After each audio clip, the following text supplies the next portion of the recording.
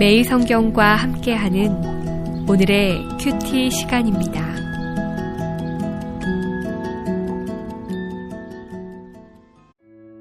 (9월 5일) 오늘의 말씀은 여호수아 3장 1절에서 17절입니다. 또 여호수아가 아침에 일찍이 일어나서 그와 모든 이스라엘 자손들과 더불어 시딤에서 떠나 요단에 이르러 건너가기 전에 거기서 유숙하니라. 사흘 후에 관리들이 진중으로 두루 다니며 백성에게 명령하여 이르되, 너희는 레위 사람 제사장들이 너희 하나님 여호와의 언약궤 매는 것을 보거든 너희가 있는 곳을 떠나 그 뒤를 따르라. 그러나 너희와 그 사이 거리가 2000규빗쯤 되게 하고 그것에 가까이 하지는 말라. 그리하면 너희가 행할 길을 알리니 너희가 이전에 이 길을 지나보지 못하였음이니라 하니라. 여호수아가 또 백성에게 이르되, 너희는 자신을 성결하게 하라. 여호와께서 내일 너희 가운데에 기이한 일들을 행하시리라.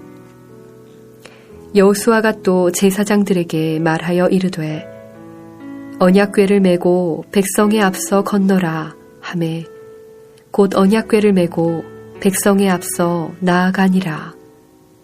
여호와께서 여호수아에게 이르시되, 내가 오늘부터 시작하여 너를 온 이스라엘의 목전에서 크게 하여 내가 모세와 함께 있었던 것 같이 너와 함께 있는 것을 그들이 알게 하리라.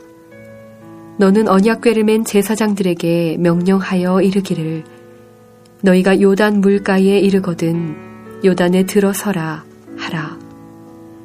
여호수아가 이스라엘 자손에게 이르되, 이리 와서 너희의 하나님 여호와의 말씀을 들으라 하고 또 말하되, 살아계신 하나님이 너희 가운데에 계시사 가나안 족속과 헷 족속과 히위 족속과 브리스 족속과 기르가스 족속과 아모리 족속과 여부스 족속을 너희 앞에서 반드시 쫓아내실 줄을 이것으로써 너희가 알리라.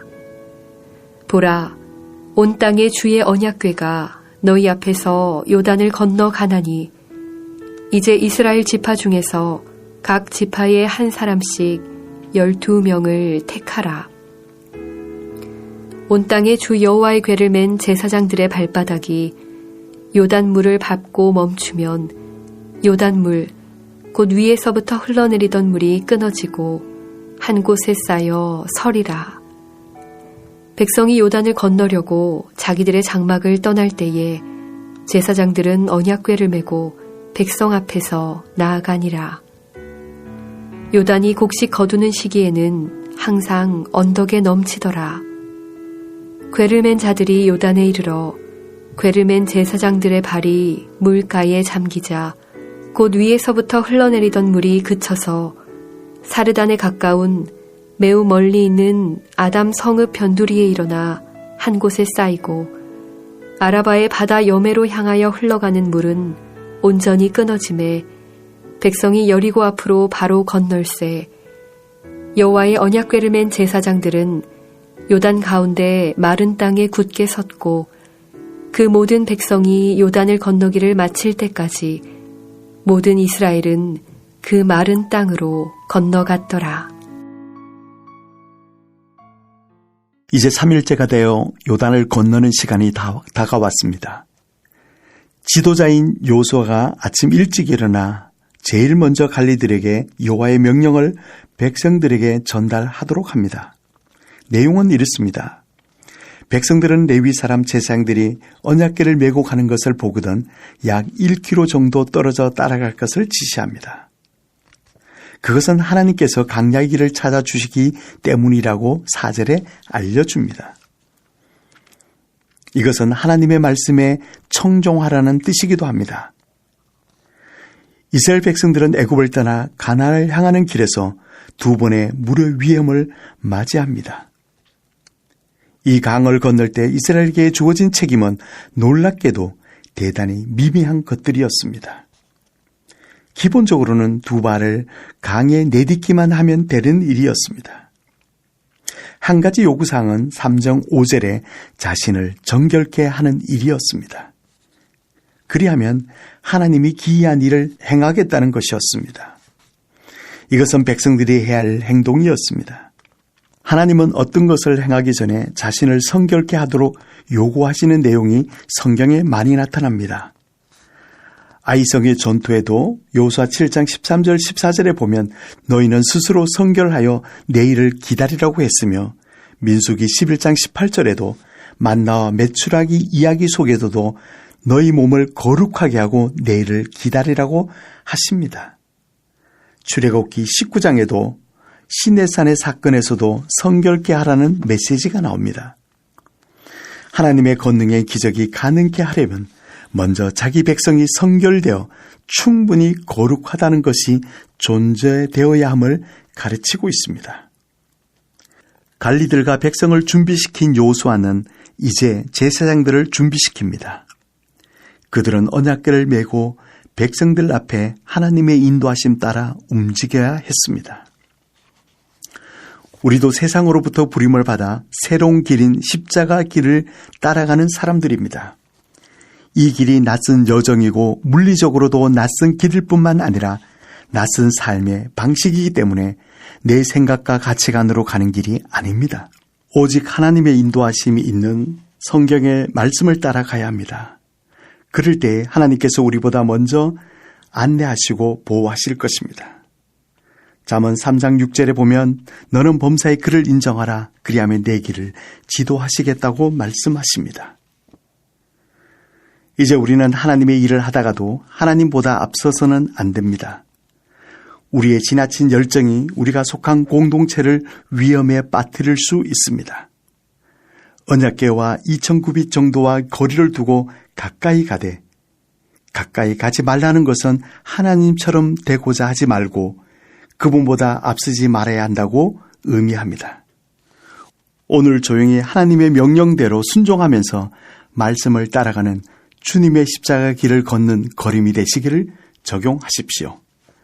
이제 7절에 여호와께서 모세와 함께 하셔서 홍해를 가른 사건이 재현됩니다. 이제 요단강의 기적을 통해 여호와께서 여호수아에게 함께 하신다는 것을 보여줄 것입니다. 여호와께서는 여호수아에게 요단강의 도하를 지시하시고 여호수아는 제사장들에게 언약궤를 메고 요단강에 들어가라고 명령합니다. 9절에서 12절에는 백성들을 독려하는 모습을 봅니다. 살아계신 하나님께서 가나안 7족속을 쫓아내시고 요단을 건너게 될 것입니다. 여호수아는 이스라엘 백성들의 각 지파 한 명씩 12명을 선발합니다. 이제 14절부터는 제사장의 발이 요단에 닿자 거대한 강줄기가 급류에 따라 멈춰 섰습니다.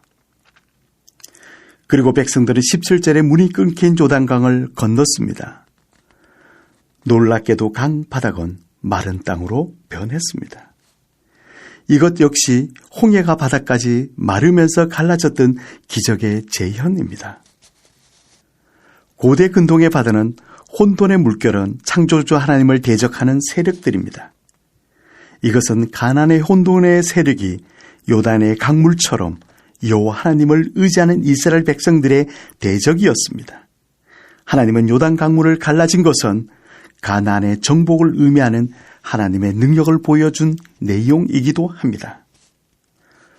홍해도 요단 강물도 하나님과 그들을 의지하는 백성들을 막지 못했듯이 하나님과 함께하는 주위의 백성들을 가는 길을 막을 자가 없음을 보여주는 내용입니다.